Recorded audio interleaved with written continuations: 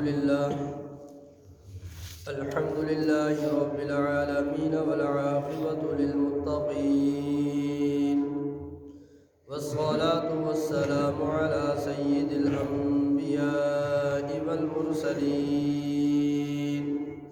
وعلى آله وأصحابه أجمعين. أما بعد فأعوذ بالله من الشيطان الرجيم. بسم الله الرحمن الرحيم. ألف لام ميم. ذلك الكتاب لا ريب فيه هدى للمتقين. صدق الله العظيم. اللهم صل على سيدنا ومولانا محمد وعلى آل سيدنا ومولانا محمد وبارك وسلم. اللهم صل على سيدنا ومولانا محمد وعلى آل سيدنا ومولانا محمد وبارك وسلم. اللهم صل على سيدنا ومولانا محمد وعلى آل سيدنا ومولانا محمد وبارك وسلم. بسم الله الرحمن الرحيم. الف لام میم یہ حروف مقطعات میں سے ہے. ذالک الکتاب یہ کتاب لا ریب فیہ جس میں کسی قسم کا کوئی شک نہیں. ہدن ہدایت ہے للمتقین ڈرنے والوں کے لیے. ہدن للمتقین کے بارے میں بات چل رہی تھی کہ یہ کتاب ڈرنے والوں کے لیے ہدایت ہے. اور کل میں نے عرض کیا تھا اللہ تعالیٰ بے طلبوں کو ہدایت نہیں دیتے. جن کے دل میں طلب ہوتی ہے ہدایت کی، اللہ سے ہدایت مانگتے ہیں، اللہ ان کو ہدایت دیتے ہیں. اور تقویٰ کے بارے میں بھی عرض کیا تھا کہ ہر وہ چیز جو بندے کو اللہ سے دور کر دے اس سے بچنے کا نام تقویٰ ہے. جو کام، جو عمل، جو چیز بندے اور اللہ کے درمیان رکاوٹ بنتی ہے، دوری کا سبب بنتی ہے، اس کو چھوڑ دینا، اس سے بچ جانا، یہی تقویٰ ہے. جو ہمارے اکابر گزرے ہیں، میں 2-3 واقعے آپ سے عرض کرتا ہوں. دیکھیں ان کے اندر کتنا اللہ کا ڈر تھا، کتنا اللہ کا خوف تھا. حضرت عبداللہ بن مبارک رحمۃ اللہ علیہ، عبداللہ کے باپ ہیں حضرت مبارک. حضرت مبارک رحمۃ اللہ علیہ ایک عرب شہزادے کے پاس گئے اور اسے کہا بھی میں کام کرنا چاہتا ہوں، مزدوری کرنا چاہتا ہوں، اگر کوئی کام ہو تو بتا دو، چل میں آپ کی مزدوری کروں گا، میرا بھی کوئی ذریعہ معاش بن جائے گا. تو عرب شہزادے نے کہا ٹھیک ہے، میرا ایک باغ ہے، اس باغ کی خدمت کرو.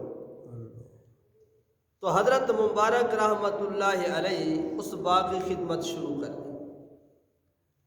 وقت گزرتا رہا حتیٰ کہ 7 سال گزر گئے.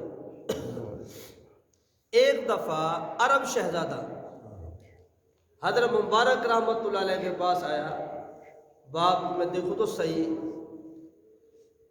تو حضرت مبارک رحمۃ اللہ علیہ کو کہنے لگا باغ میں سے کوئی پھل توڑ کر آؤ میں کھاتا ہوں. تو حضرت مبارک رحمۃ اللہ علیہ باغ میں گئے، پھل توڑا، آ کر دیا. تو عرب شہزادے نے جب کھایا تو وہ تو کھٹا تھا، ترش تھا. انہوں نے کہا یہ تو کھٹا ہے، کوئی اور توڑ کے آؤ. دوسرا پھل توڑ کر آئے، وہ بھی کھٹا. 2-3 دفعہ جب ایسا ہوا عرب شہزادہ تھوڑا ناراض ہونے لگا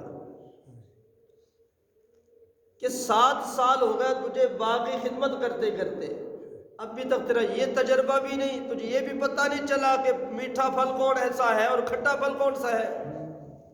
آگے جواب سنیں. حضرت مبارک رحمۃ اللہ علیہ نے فرمایا بھائی آپ نے مجھے باغ کی حفاظت کے لیے ہی مقرر کیا ہے، اس کے پھل کھانے کی اجازت تو آپ نے نہیں دی۔ 7 سال ہو گئے میں نے آپ کے باغ میں سے ایک پھل بھی نہیں کھایا۔ اب مجھے کیا پتہ کہ میٹھا کون سا ہے کھٹا کون سا ہے۔ اب دیکھو یہ ہے تقویٰ۔ 7 سال باغ کی نگہبانی کی، حفاظت کی، خدمت کی، اور یہ پتہ نہیں کہ پھل میٹھا کون سا ہے کھٹا کون سا ہے، کھایا ہو تو پتہ چلے۔ اور آج کوئی کسی کو خواہ وہ باغ کی رکھوالی ہو یا کوئی اور فصل کی رکھوالی ہو یا کوئی گھر کی رکھوالی ہو، ہم تو مال غنیمت سمجھ کے ہڑپ کر جاتے ہیں۔ جی میں بھی تو یہاں ہوں نا، اب میرا بھی تو حق ہے نا، ہم خود اپنا دبڑو گسڑو حق بنا لیتے ہیں۔ 7 سال باغ کی خدمت کی، ایک پھل بھی توڑ کے نہیں کھایا، تو ہم تو جاتے جاتے ہیں باغ کی صفائی کر دیتے ہیں۔ یہاں سے کوئی ایسی چیز گزر پڑے جس کے اوپر گنا ہو یا کوئی اور چیز ہو تو بس پیچھے لگ جاتے ہیں، جتنی کوشش ہوتی ہے وہ پوری کر دیتے ہیں، ہاتھ میں کچھ آئے یا نہ آئے۔ تو تقویٰ یہ ہے کسی کی چیز کو اس کی اجازت کے بغیر استعمال کرنا جائز نہیں ہے۔ اب ان کا تقویٰ جب عرب شہزادے نے دیکھا تو عرب شہزادے نے محسوس کر لیا یہ تو کوئی نیک بندہ ہے۔ تو عرب شہزادے نے کہا بھئی میں تیرے سے ایک مشورہ لیتا ہوں، تو مجھے نیک لگتا ہے، متقی ہے، پرہیزگار ہے، تقوی والا ہے۔ انہوں نے کہا کیا مشورہ لینا ہے؟ عرب شہزادے نے کہا میری بیٹی ہے، میں نے اس کی شادی کرنی ہے، مشورہ دو میں اپنی بیٹی کا رشتہ کہاں کروں؟ تو حضرت مبارک رحمت اللہ علیہ نے فرمایا دیکھو یہودی جو اپنی بیٹیوں کا رشتہ کرتے ہیں نا، وہ مال و دولت کو دیکھتے ہیں کہ جو مال و دولت والا ہوگا، جس کے بعد پیسہ، گاڑی، مربے، بنگلے، جو عادت ہماری بھی پڑ گئی ہے ان کو دیکھ کر ہم بھی یہی چیزیں دیکھتے ہیں۔ یہ یہودیوں کا کام تھا، وہ مال و دولت کو دیکھتے ہیں۔ اور جو عیسائی ہیں، نصارہ، وہ حسن و جمال کو دیکھتے ہیں کہ حسن بھی ہے یا نہیں ہے۔ لیکن ہمارے نبی پاک صلی اللہ علیہ وسلم کا جو طریقہ ہے وہ دینداری کو دیکھا جاتا ہے، اس کی سیرت کیسی ہے، دیندار ہے یا نہیں ہے۔ ہم دینداری کو نہیں دیکھتے، ہم دیکھتے ہیں پروٹوکول دینے والے ہیں، پھر پروٹوکول کے ہی اپنے پروٹوکول نکلنے شروع ہو جاتے ہیں، پھر سر پکڑ کے بیٹھے ہوتے ہیں۔ فرمایا نکاح 4 وجہوں سے کیا جاتا ہے۔ لمالہا، اس بچی کو دیکھتے ہیں کہ مالدار ہے یا نہیں ہے۔ والی جمالہا، اس لڑکی کے حسن کو دیکھتے ہیں کیسی ہے۔ والی حسبہا، اس کے خاندان کو دیکھتے ہیں اس کا خاندان کیسا ہے۔ والی دینہا، اور اس کے دین کو دیکھا جاتا ہے۔ تو ہمارے لیے جو حکم ہے جہاں رشتہ کیا جائے دینداری کو دیکھا جائے، لڑکی ہے یا لڑکا ہے اس کے دین کو دیکھا جائے، نماز پڑھتے ہیں نہیں پڑھتے، دین کے ساتھ وابستہ ہے یا نہیں ہے، دین کے ساتھ کوئی تعلق ہے یا نہیں ہے۔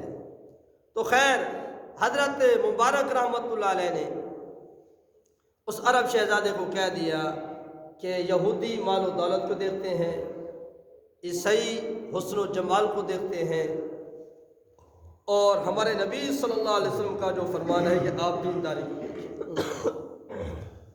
تو عرب شہزادے نے کہا کہ پھر میرے نزدیک آپ ہی متقی ہیں، پرہیزگار، میں اپنی بیٹی کا نکاح تیرے ساتھ، جس کو اپنے باپ کا مالی رکھا تھا، جب اس کا تقویٰ دیکھا یہ تو متقی ہے، 7 سال کا عرصہ گزر گیا ایک پھل منہ میں نہیں ڈالا، تو یہاں تو یہ کوئی چپڑاسی بھی لگ جائے تو وہ بھی سکول کی صفائی کر دیتا ہے، روزانہ ایک ایک چیز اپنے گھر میں لیتا رہے تو سکول کی بھی صفائی ہو جاتی ہے۔ میں سکول مثال دے رہا ہوں، جہاں کہیں بھی ہو، کوئی نوکر ہو غلام ہو وہ بھی گھر کی صفائی کر دیتا ہے، یہ میں ان کی خدمت کرتا ہوں، یہ سارا میرا بھی تو حق ہے نا۔ تو شادی ہو گئی۔ اب دیکھو ان کا تقویٰ کتنا تھا، تو اس سے جو بیٹا پیدا ہوا اس کا نام تھا عبداللہ۔ इसी को कहते हैं अब्दुल्ला बिन मुबारक, यानी मुबारक का बेटा अब्दुल्ला। अब बेटा कितना नेक हुआ, ये मुहद्दिस बना। कहते हैं जब ये पढ़ाते थे इनके दर्स हदीस में, दर्स कुरान में हजारों लोग बैठा करते थे, 40,000 तक भी लिखा गया है। आज तो हमारे पास टाइम नहीं होता ना, कोई कहता है मैंने डंगरों को पट्ठे डालने हैं, कोई कहता है मैंने दूध निकालना है, कोई कहता है मैंने फलां काम करना है। हमें कुरान सुनने के लिए टाइम नहीं है, और उम्मीद है ये कुरान हमारी शफात करेगा। और वो लोग भी थे जिनकी तरफ इतना जज्बा था, आखिर वो भी तो काम काज वाले, मेहनत मजदूरी वाले थे ना। हजारों लोग दर्स में बैठा करते थे। आज तो दर्स कुरान दूर की बात है, हमें नमाजी नहीं मिलते, हमें बिस्तरा भी नहीं छोड़ता कि जिस रब ने ये सुकून वाली हमें रात को नींद दी है मीठी मीठी, चलो उस रब का शुक्र तो अदा करके नमाज तो पढ़ के। उनसे पूछे जिनको रात को नींद भी नहीं आती, उनसे पूछे जो रात को गोलियां भी खाते हैं फिर भी नींद से महरूम होते हैं, उनसे पूछे जो रात को सोते भी हैं, टीके भी लगवाते हैं, तब भी नींद नहीं आती, उनसे पूछे जिनको रात को पेशाब बंद हो जाता है, सारी रात रोने में गुजर जाती है। हमें अल्लाह ने मीठी मीठी नींद सुनाई, फिर भी सजदा नसीब नहीं है। तो हजरत अब्दुल्ला बिन मुबारक रहमतुल्लाह अलैह वो नेक बेटे हुए। फरमाया जब आखिरी वक्त आया, अपने शागिर्दों को कहा मेरे बेटो मुझे 4 पैसे उठाओ, जमीन पे लिटा दो।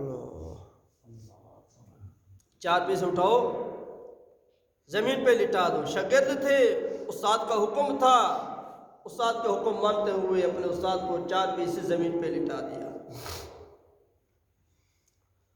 अब हजरत अब्दुल्ला बिन मुबारक रहमतुल्लाह अलैह अपनी सफेद दाढ़ी पकड़ के यूँ कहते हैं, अर्श वाले रब्बा मैं अब्दुल्ला के पास कोई अमल नहीं है, कोई नेकी नहीं है, ये सफ़ेद बाल है, इनके लाज रख लेना।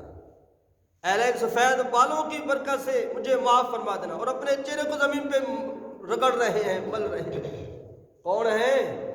हज़ारों हदीसों के हाफिज, हज़ारों शागिर्दों के उस्ताद, रात को तहज्जुद पढ़ने वाले, दिन को इल्म पढ़ाने वाले, इल्म और अमल के पहाड़, मुत्तकी परहेजगार।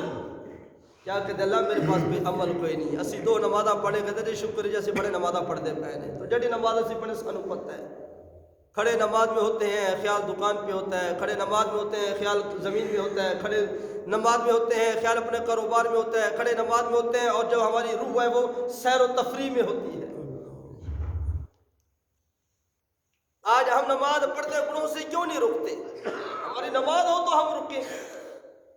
हालांकि अल्लाह का फरमान है इन्नस्सलाता तनहा अनिल फहशाई वल मुनकर, बेशक नमाज बेहयाई से रोकती है, मुनकर कामों से रोकती है। हम नमाज भी पढ़ते बेहयाई भी करते हैं, नमाज भी पढ़ते हैं मुनकर काम भी करते हैं, नमाज भी पढ़ते हैं चोरी भी करते हैं, नमाज भी पढ़ते हैं झूठ भी बोलते हैं, नमाज भी पढ़ते हैं गलत भी देखते हैं, नमाज भी पढ़ते हैं ड्रामे भी देखते हैं, नमाज भी पढ़ते हैं शराब भी पीते हैं, नमाज भी पढ़ते हैं सूद भी खाते हैं, नमाज भी पढ़ते हैं रिश्वत भी खाते हैं। हमारी नमाज हमें बेहयाई से क्यों नहीं रोक रही? हमारी नमाज हमें मुनकर कामों से क्यों नहीं रोक रही? हमारी नमाज हमें गुनाहों से क्यों नहीं रोक रही? हमारी नमाज हमें गलत कामों से क्यों नहीं रोक रही? हमारी नमाज ही तो रोके। हमारा ढांचा नमाज में होता है, बस आदत बनी हुई है, वह क़याम कर लेना, रकू कर लेना, सजदा कर लेना, सलाम लेना, हाथ उठाए मुंह पे फेरे चला गया, ये हमारी नमाज है। और जो नमाज पढ़ते थे जब नमाज में दाखिल हो जाते उनको पता नहीं होता था दुनिया में क्या हो रहा है। एक अल्लाह वाले के बारे में आया, वो नमाज पढ़ रहे हैं, उनके घर की छत से सांप गिरा, उसका बेटा सोया हुआ था, उसको लिपटने लगा, सारे घर वाले जमा हो गए, उस सांप को मार दिया। अल्लाह वाले नमाज में है, जब सलाम फेरा देखा लोग जमा हुए पड़े, भाई क्या हो गया? कहता आपको पता ही नहीं है, सांप आपके बच्चे को डसने वाला था, आप बच्चा मर जाता। कहता मुझे कोई पता नहीं, मैं रब से मुलाकात कर रहा था। वो नमाज होगी तो बेहयाई से रुकेंगे, वो नमाज होगी तो गुनाहों से रुकेंगे। हम नमाज भी पढ़ रहे होते हैं, जिससे मेरा बोल चाल नहीं या जिसके बारे में मेरा दिल साफ नहीं, अगर वो नमाज में मेरे साथ आगे खड़ा हो जाए तो फिर मेरे नमाज में खड़ा होता हूँ और दिल में घुटता रहता है, ये मेरे करीब क्यों आया है, ये मेरे साथ खड़ा क्यों हुआ है, ये तो मुझे अच्छा ही नहीं लगता। खड़े नमाज में होते हैं, बहुत नमाज में निकाल रहे होते हैं। یہ ہماری نماز ہے۔ اور نماز پڑھنے کے لیے مسجد میں آتے ہیں، دل صاف کرنے کے لیے آتے ہیں، اور جس طرح میرا دشمن یا میرے سے نہ بولنے والا کھڑا ہو اس کے ساتھ ہم کھڑا نہیں کرتے، ہم دوسری طرف چلے جاتے ہیں، یہاں بھی بغض ہمارا ختم نہیں ہوتا۔ تو نماز میں کیا نور نصیب ہوگا؟ یہ نماز میرے لیے کس طرح ہدایت کا ذریعہ بنے گی؟ یہ نماز کس طرح مجھے بے حیائی سے روکے گی؟ کس طرح مجھے گناہوں سے روکے گی؟ ایک اللہ والے نماز پڑھ رہے ہیں، گھر کو آگ لگ گئی، باہر کے لوگ آگے دروازے توڑ کے اندر آئے، آگ کو بجھایا، لیکن اللہ والے نماز میں مصروف ہیں۔ جب نماز سے فارغ ہوئے بھی کیا ہوا؟ تو تیرے گھر کو آگ لگ رہی، پتہ نہیں کہتے نہیں میں تو اپنے رب سے ملاقات کرنے والا ہوں۔ تو آج ہم نماز میں کھڑے ہوتے ہیں، مکھی ابھی دور ہوتی ہے، ہم پہلے اپنے چہرے کو کوٹنا شروع کرتے تو مکھی آ گئی ہے۔ ہم نماز میں کھڑے ہوتے ہیں، ابھی خارش کا اثر ہی ہو رہا ہوتا ہے، فوراً ہم اپنے خارش کرنا شروع کر دیتے ہیں اور عملے کثیر کرتے ہیں۔ قیام میں کھڑے ہیں، ایک دفعہ یوں گاڑی کو پھیر لیا، پھر یوں کر لیا، پھر ٹوپی سیدھی کر لی، پھر کہتے ہیں عملے کثیر سے نماز ٹوٹ جاتی ہے، ہمیں پتہ ہی نہیں۔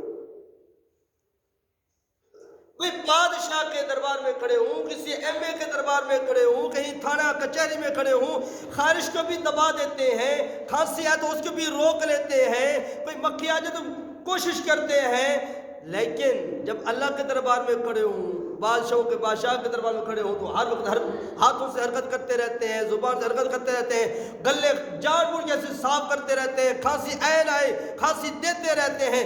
رب کا کوئی ادب نہیں ہے، رب کے دربار کا کوئی ادب نہیں ہے۔ تو میرے بھائیوں میں عرض کر رہا ہوں، جب ہماری نماز ہی نہیں ہے تو ہماری نماز ہمیں گناہوں سے کیسے روکے گی؟ قرآن تو کہتا ہے ان الصلاۃ تنہی عن الفحشاء والمنکر، بے شک نماز روکتی ہے بے حیائی سے، منکر کاموں سے۔ دیکھو، جو آنکھ نماز میں صحیح استعمال ہوگی وہ آنکھ کبھی گناہ نہیں کرے گی،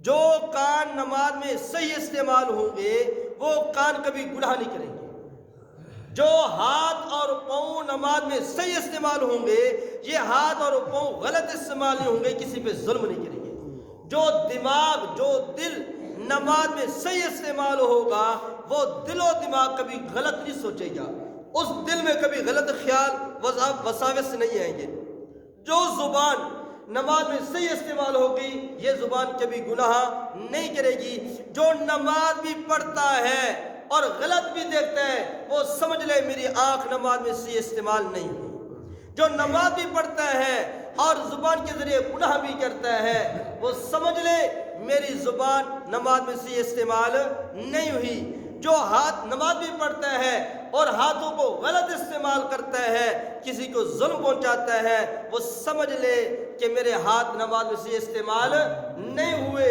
اور جو نماز بھی پڑھتا ہے اور قدم گناہوں کی طرف اٹھ کے جاتے ہیں وہ سمجھ لے میرے قدم نماز میں صحیح استعمال نہیں ہوئے، جو اعضاء نماز میں صحیح استعمال ہوں گے وہ گناہوں سے رک جائیں گے، جو اعضاء نماز میں صحیح استعمال نہیں ہوں گے تو وہ گناہوں میں مبتلا ہو جائیں گے۔ اب میں بھی خود اپنا اندازہ آپ لگا لوں، آپ بھی اپنا اندازہ آپ لگا لیں کہ نماز پڑھنے کے بعد کون سا عضو ہمارا گناہوں میں مصروف ہے، اس کو ہم نماز میں صحیح کر لیں وہ ہمارا عضو گناہوں سے رک جائے گا۔ تو اس لیے جو حضرات تھے متقی پرہیزگار وہ ہر ایک چیز کا خیال کیا کرتے تھے۔ تو میں نے کچھ اور بھی کہنا تھا، بات اور طرف چلی گئی، تو یہ بھی ہماری ضرورت کی چیز تھی، تو اس لیے جس طرح ہمارے اکابر متقی پرہیزگار تھے، تقوی والی زندگی گزارنے والے تھے، ان کے دل میں اللہ کا ڈر اللہ کا خوف تھا، ہم بھی اپنے دلوں میں اللہ کا ڈر اللہ کا خوف پیدا کریں۔